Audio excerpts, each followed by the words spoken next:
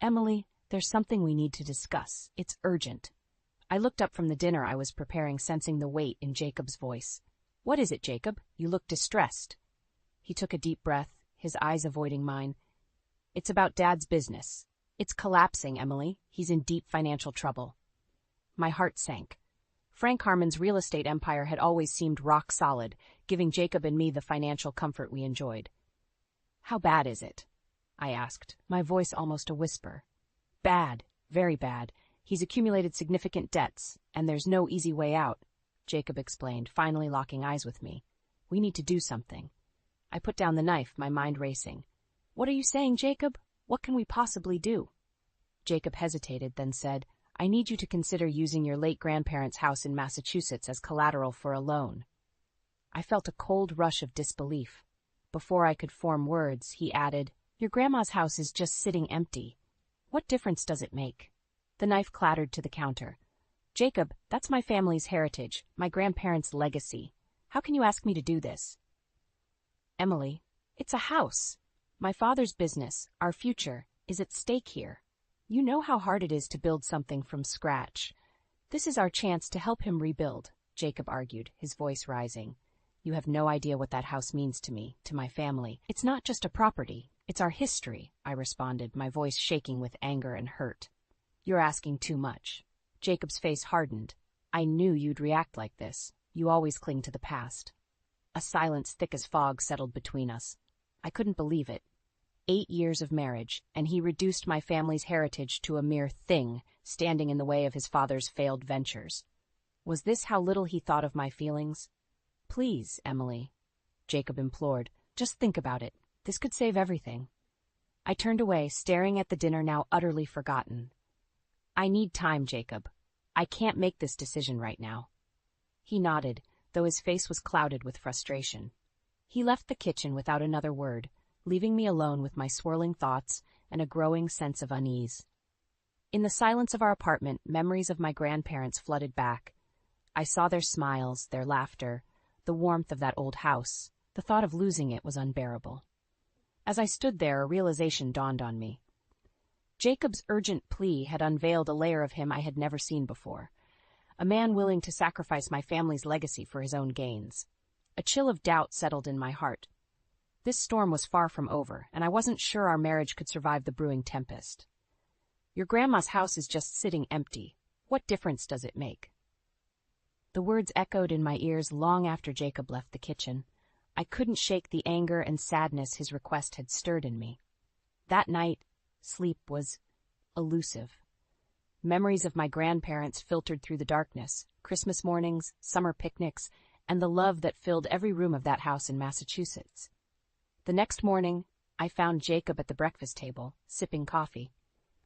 Determined to address the issue head-on, I sat down across from him. We need to talk about last night.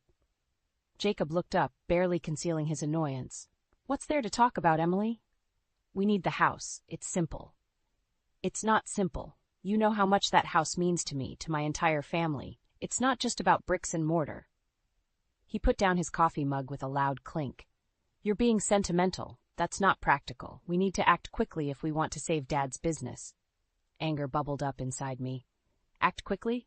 You mean act like nothing matters except money? This house is my family's heritage. Jacob leaned back in his chair, crossing his arms.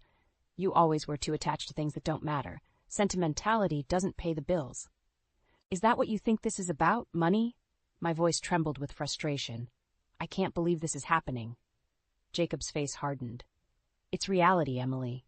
If you can't see that, maybe we have more problems than I thought. Are you serious right now? I asked, incredulous. Because I won't sacrifice my grandparents' home, you're questioning our marriage? Think about it, he said, his tone icy. If you can't support me in this, what does that say about us? The weight of his words pressed down on me.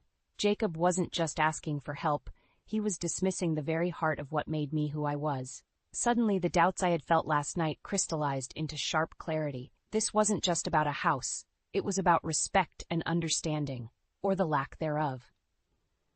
I can't do it, Jacob, I said finally, my voice firm. I won't use the house as collateral, not for anything. Jacob's eyes flared with anger. Then you're making a huge mistake. If you can't get your family to agree, we might need to reconsider. Us. I stood up, feeling a mixture of sadness and resolve. Are you threatening me with divorce? He didn't answer, just stared at me with cold, calculating eyes. In that moment, I saw the man Jacob truly was, a man who valued material wealth over emotional connections. I walked away, knowing our relationship had reached a critical turning point. Jacob's ultimatum hung heavy in the air, and I knew the days ahead would test me like never before. The storm was here, and I would have to face it head-on, with all the strength I could muster. Jacob's demeanor had shifted from frustration to a chilling calmness, like a storm ready to unleash its fury. The next evening, as we sat in the living room, he brought it up again. If you can't get your family to agree, we might need to reconsider. Us. I stared at him, the words hanging in the air. Are you threatening me with divorce, Jacob? His eyes were cold and unyielding. I'm just stating the facts, Emily. If you can't stand by me in this, we have a serious problem. Stand by you? I echoed, incredulous. This isn't about standing by you. It's about you asking me to sacrifice something incredibly important to me and my family. Jacob threw his hands up in exasperation. You're making this way more dramatic than it needs to be. It's a piece of property, Emily. I took a deep breath, trying to keep my voice steady. Let's go talk to my parents. Maybe they can help us see things clearly. A few hours later, we were sitting in my parents' living room. My mother, Martha, and my father, Jack, listened attentively as I explained the situation. Their expressions darkened with concern. Jacob, my father began, this house has been in the family for generations. It's more than just a building to us. Jacob's face was a mask of impatience. I understand that, Jack, but look at it practically. We need this to save the family business. It's not our family business, I cut in sharply. It's your family's business, Jacob. My mother placed a gentle hand on mine. Emily's right. We appreciate your situation, but this house means too much to us to risk losing it. Jacob stood up abruptly, his face a mix of anger and frustration. So that's it then? You're choosing a house over our marriage? I looked at him squarely. No, Jacob. I'm choosing to respect my heritage, my family. If you can't understand that, maybe we do have a problem. Jacob's jaw clenched. Fine. If you won't use the house as collateral, what's the point of staying together? You clearly don't value our future. A heavy silence filled the room. My father broke it, his voice steady but firm. Jacob, if this is how you value your relationship with Emily, perhaps it's better for you to reconsider your priorities. Jacob glared at me one last time before storming out of the house. The chilling realization that my marriage was on the brink of collapse settled over me. I turned to my parents, their supportive presence a small comfort in the turbulent moment. My mother hugged me tightly. We're here for you, Emily. Whatever happens. I nodded, fighting back tears. As the door closed behind Jacob, I knew a painful decision loomed ahead. This wasn't just about a house. It was about values, respect, and what truly mattered.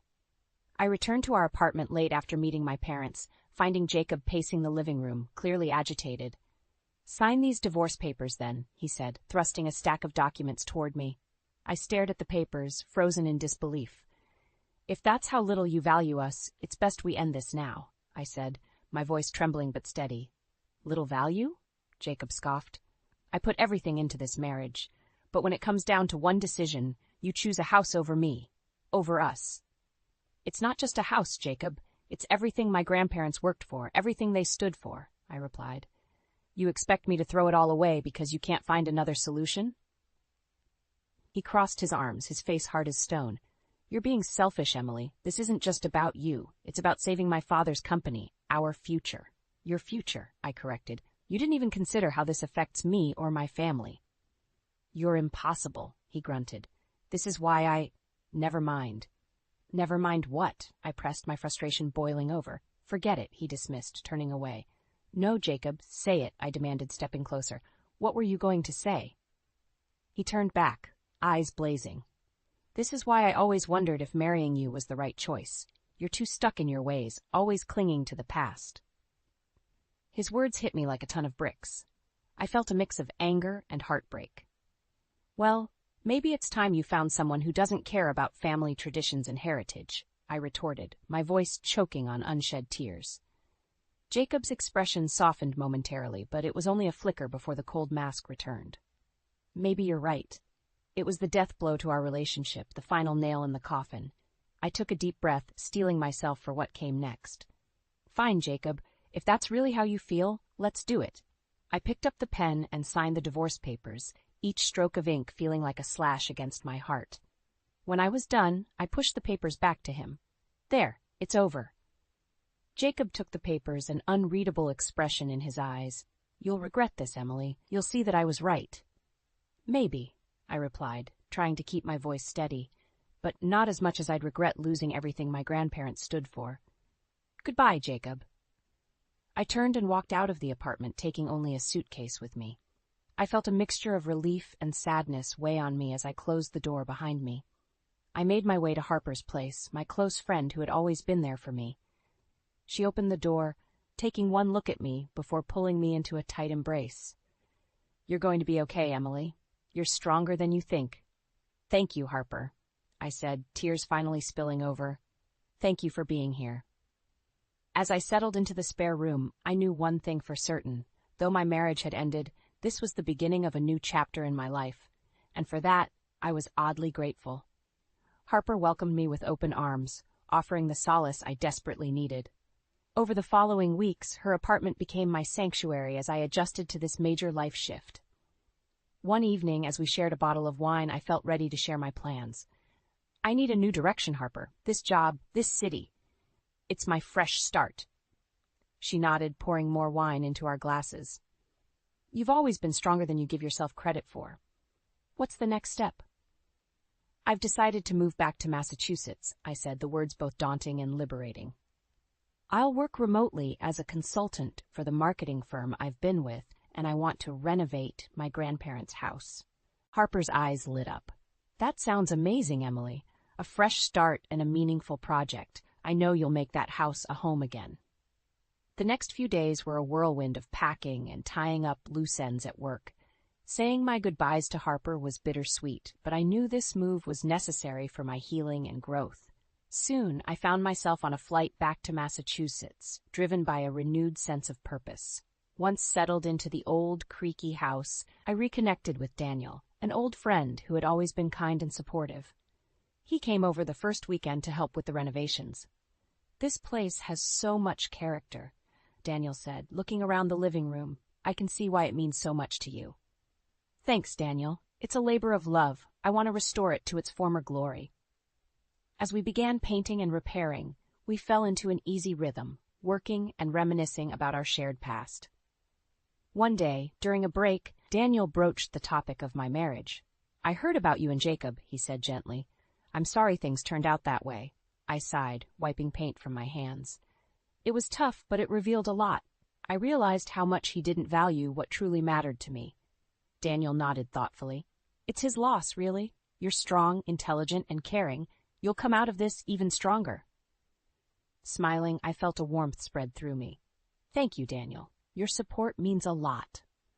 As weeks turned into months, I threw myself into work and the renovation. The old house began to transform, just like I was. My career flourished as I climbed the ranks quickly, thanks to my determined focus and hard work. One evening, after a long day, Daniel and I sat on the newly restored porch, enjoying the quiet of the evening. You've done an incredible job, Emily, Daniel said, looking around appreciatively. This place looks amazing. Thank you, I replied, feeling a sense of accomplishment and contentment. It's become a symbol of my resilience and independence. Daniel raised his glass in a toast. To new beginnings and the strength to embrace them. I clinked my glass against his, feeling the weight of his words. With every choice I made, with every wall I painted and every decision at work, I was building a new life. A life that was mine alone. And in that moment, I knew I was on the right path. A few years had passed, and my life had settled into a new, fulfilling rhythm. The house in Massachusetts was now a beautifully restored sanctuary, and my career had flourished beyond my expectations. One afternoon, while attending a local networking event, an old colleague approached me with some unexpected news. Have you heard about Jacob? She asked, her voice laced with intrigue. I shook my head, curious. No, I hadn't. What happened? Her eyes widened slightly. His father's company went bankrupt. Turns out, Jacob was involved in some shady business practices. It all came crashing down. A mixture of emotions washed over me, relief, vindication, and a hint of sadness. I see. That's unfortunate. Yeah, it's all over the news. It seems like karma finally caught up with him, she added, her tone almost gleeful. Thank you for letting me know, I said, managing a polite smile before excusing myself from the conversation.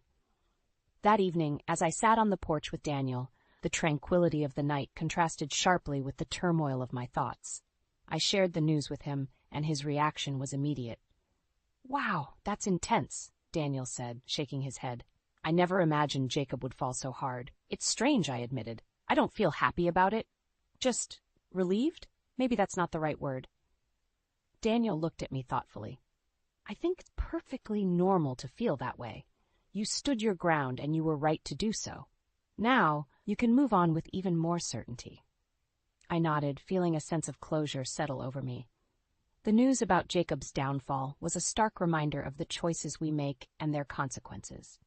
Over the next few weeks, the whispers about Jacob's scandal continued to circulate. I found myself reflecting on the journey that had led me here, from the devastating end of my marriage to the empowering new beginning I had carved out for myself. One evening, as Daniel and I were wrapping up a dinner we hosted for friends, he pulled me aside. You've really come a long way, Emily. I'm proud of you, he said, his eyes warm and sincere. Thank you, Daniel, I replied, feeling a surge of gratitude. I couldn't have done it without your support. The following week, I attended a major industry conference where I was invited to deliver a keynote speech on integrity and resilience. As I stood before the audience sharing my journey and insights, I felt a profound sense of achievement. After the speech, Daniel came up to me, a proud smile on his face. You did it, Emily. You've inspired so many people. Thank you, I said, feeling the strength and determination that had carried me through the darkest times. Here's to moving forward and embracing new beginnings. As I looked out over the audience, I knew the past was behind me, and the future was bright, filled with promise. The lessons I had learned through my painful experiences had shaped me into who I was, a woman of resilience, integrity, and unwavering strength. Life continued to evolve, each day further affirming the choices I had made. My career thrived, and I found joy in the simple routines of daily life and the company of supportive friends. One crisp autumn evening, Daniel and I sat by the fireplace in my renovated home, the crackling wood adding warmth to our conversation. You've come a long way, Emily, Daniel said, his voice filled with admiration. I'm proud of you. I smiled, feeling the sincerity in his words. Thank you, Daniel. I couldn't have done it without your support. He took my hand, a gesture that had become second nature to him. Do you ever think about what might have been? I glanced at him, understanding his query. I do sometimes, I admitted, but I've come to realize that everything happened for a reason. I've learned so much about myself, about what truly matters. Daniel squeezed my hand gently. You're one of the strongest people I know, Emily, and I'm grateful to be a part of your journey. Me too, I replied, feeling a profound sense of gratitude for his presence in my life. Our friendship began to blossom into something deeper, a natural evolution that felt both unexpected and inevitable. One evening, as we walked through the town square, Daniel stopped and turned to face me, a serious look in his eyes. Emily, I've been meaning to tell you something, he began, taking a deep breath. These past few years, working with you, getting to know you, I've realized how much I care about you. I don't want to push anything, but I needed to tell you. I looked into his eyes, seeing the honesty and warmth that had always been there. Daniel, I feel the same way. You've been my rock, and I value our connection more than anything. A smile spread across his face, and he pulled me into a hug. I'm glad to hear that. Let's take things one step at a time. As the weeks passed, our relationship deepened, built on a foundation of respect and mutual admiration. In the quiet moments we shared, I found a sense of peace and happiness that had been missing for so long. Despite the new beginnings, reminders of the past occasionally surfaced. At a business luncheon, I overheard conversations about Jacob's continued downfall. His unethical choices had led to more scandals, leaving him jobless and disgraced. It was a stark contrast to the path I had taken, and it reinforced the righteousness of my decisions. One evening, as Daniel and I sat on the porch, watching the moonlit sky, he turned to me with a serious expression. "Emily, you've truly transformed your life. From the ashes of that difficult time, you've built something beautiful." "Thank you, Daniel," I said, looking out over the yard. "It wasn't easy, but with the right choices and the support of good people like you, I've found my way." He raised his glass of wine in a toast, "To a future full of promise and new beginnings." I clinked my glass with his, feeling a sense of contentment and satisfaction. The lessons I had learned through my journey were invaluable, and they had shaped me into the woman I was now. A woman who was finally at peace with her past and looking forward to a bright future filled with love and respect. The years had not only been kind to me, but had also brought tremendous growth and opportunities. One afternoon, as I was organizing my home office, my phone rang. It was Mrs. Thompson, an old neighbor from New York. "Emily, it's been so long. How are you?" she asked, her voice filled with warmth. "I'm doing well, Mrs. Thompson. How about you?" I replied, smiling at the unexpected call. Good, good. I wanted to catch up and, well, I heard some news about Jacob that I thought you might want to know." Curiosity piqued. I asked, "What is it?" She sighed, the sound heavy through the phone. "He's back living with his parents, jobless and disgraced. It seems things have gone from bad to worse for him." I paused, absorbing the information. "Thank you for letting me know, Mrs. Thompson." After we hung up, I sat quietly, reflecting on how dramatically our paths had diverged. Jacob's downfall was complete, a stark testament to his choices. Daniel found me sitting on the porch later that evening. "You're quiet tonight," he observed, settling next to me. "I got a call from Mrs. Thompson," I began. "She told me Jacob's living with his parents now, broke and jobless." Daniel's expression shifted to concern. "How does that make you feel?" "Mixed," I confessed. "It's like the final chapter closing, but it's more confirmation that I made the right decisions." He nodded, taking my hand in his. "You did, Emily, and look at what you've built because of those decisions." I smiled at him, the love and support in his eyes providing comfort. "Yes, it's time I leave the past behind for good." The realization of Jacob's fate allowed me to fully embrace the present. There was nothing tying me to the past anymore. My life was now about new beginnings and the promise of a brighter future. A few months later, Daniel and I celebrated our first anniversary as a couple. We decided to keep it simple, enjoying a quiet dinner at home followed by a walk through the town square, where the lights twinkled like stars. "To our future, full of promise and new beginnings," Daniel toasted, raising his glass. "And to love built on respect and mutual growth," I echoed, clinking my glass against his. The final stirrings of old hurt had dissipated, replaced by a profound sense of contentment. The journey had tested me in ways I never anticipated, but it also brought invaluable lessons and the love I now shared with Daniel. As we continued our walk, hand in hand, I knew I had finally found peace. The past was a distant memory, a chapter closed. My future was bright, filled with the promise of love, respect, and the unyielding strength that had brought me here.